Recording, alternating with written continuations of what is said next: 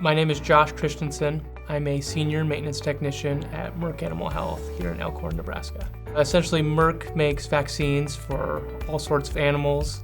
My position here is maintenance, specifically facilities maintenance.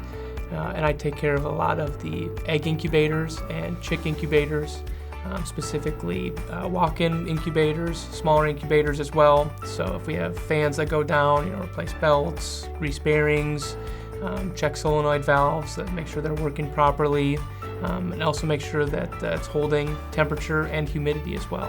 Merk came and talked to us at SCC, and I was the only one that reached out, and it was a perfect fit, and they hired me.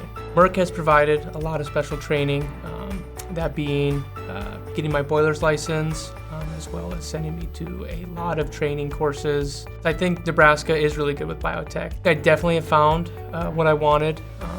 We have great people around us at all times, really good resources to extend your career and further it as well. I think if you're unsure about getting into biotech, it never hurts to ask questions, and if people reach out to you, I would say reach out back and start a conversation, and even if something doesn't work out, you have networking for future as well.